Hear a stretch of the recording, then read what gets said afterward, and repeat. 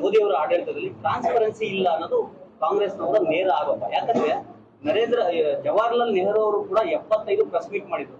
ಮನಮೋಹನ್ ಸಿಂಗ್ ಅವರು 114 press meet ಮಾಡಿದ್ರು. ಒಂದೇ ಒಂದು ಪ್ರೆಸ್ ಮೀಟ್ ಅನ್ನ ನರೇಂದ್ರ ಮೋದಿ ಅವರು ಮಾಡಿಲ್ಲ. ನೀವು ಹೇಳ್ಬೇಕಾದ್ರೆ ಅವ್ರು ಸಾಧನೆ ಮಾತ್ರ ಹೇಳ್ತಿದ್ರ, ಒಂದು ಸಣ್ಣ ಲೋಪನೂ ಕೂಡ ಹೇಳ್ತಾ ಇಲ್ಲ. ಜವಾಹರ್ಲಾಲ್ ನೆಹರು ಅವರು ಮನಮೋಹನ್ ಸಿಂಗ್ ಅವರು ಮನ್ ಕಿ ಬಾತ್ ಮೂಲಕ ಉತ್ತರಿಸ್ತಿರ್ಲಿಲ್ಲ. ಮನ್ ಕಿ ಬಾತ್ ಒಂದು. ಎರಡನೇದು, ಸಂಸತ್ನಲ್ಲಿ ಅತಿ ಹೆಚ್ಚು ಕುಳಿತು ಎಲ್ಲರ ಪ್ರಶ್ನೆಗಳಿಗೆ ಸಂಸತ್ನಲ್ಲೇ ಉತ್ತರ ಕೊಟ್ಟಿದ್ದಾರೆ. ಮೂರನೇದು, ಒಂದು ದಿನವೂ ರಜೆ ತೆಗೆದುಕೊಳ್ಳದೆ ಇರತಕ್ಕಂತ ಪ್ರಧಾನ ಮಂತ್ರಿ ಯಾರು ಅಂದ್ರೆ ಅದು ನರೇಂದ್ರ ಮೋದಿ ಅವರು.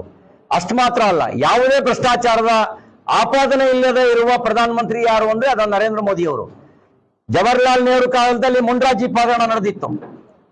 ಜವಾಹರ್ಲಾಲ್ ನೆಹರು ಇಂದಿರಾ ಗಾಂಧಿ ಕಾಲದಲ್ಲಿ 108 ಹಗರಣಗಳು. ಮನಮೋಹನ್ ಸಿಂಗ್ ಕಾಲದಲ್ಲಿ ದುರ್ಬಲ ಪ್ರಧಾನಿ ಅನ್ನುವಂತ ಒಂದು ಭಾವನೆ. ಅವರಿಗೆ ಒಂದು ಚುನಾವಣೆಯಲ್ಲಿ ಗೆಲ್ಲದೆ ಇರತಕ್ಕಂಥ ವ್ಯಕ್ತಿತ್ವ. ನರೇಂದ್ರ ಮೋದಿ ಅವರು ಒಂದು ಚುನಾವಣೆಯಲ್ಲಿ ಸೋಲ್ದೇ ಇರುವ ವ್ಯಕ್ತಿತ್ವ. ಅವರು ಒಂದು ಚುನಾವಣೆಯಲ್ಲಿ ಗೆಲ್ಲದೆ ಇದ್ರೆ ಇವರು ಒಂದು ಚುನಾವಣೆಯಲ್ಲಿ ಸೋಲ್ದೇ ಇರೋದು. ಹೀಗೆ ಉತ್ತರ ಕೊಡಬಾರ್ದು ಅಂತ ಏನಾದ್ರು ಆಯ್ತಾ? ನೋಡಿ, ಪ್ರಧಾನಿ ಆದವರು ಮೊದಲ ಸೇವಕ ಅಂತ ಹೇಳ್ತಾರೆ ದೇಶಕ್ಕೆ. ಉತ್ತರ ಕೊಡಬಹುದಲ್ಲ? ನೋಡಿ, ಸರ್ವ ಪಕ್ಷಗಳ ಸಭೆ ಕರೀತಾರೆ, ಅವರೇ ಭಾಗಿಯಾಗಂಗಿಲ್ಲ.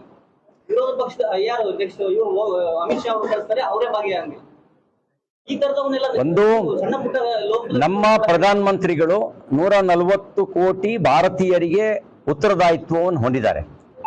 140 ಕೋಟಿ ಭಾರತೀಯರು 3ನೇ ಬಾರಿಗೆ ಪ್ರಧಾನ ಮಂತ್ರಿ ಆಗಿರೋದೇ ಜನ ಕೊಟ್ಟಿರೋ ಪ್ರಮಾಣ ಪತ್ರ.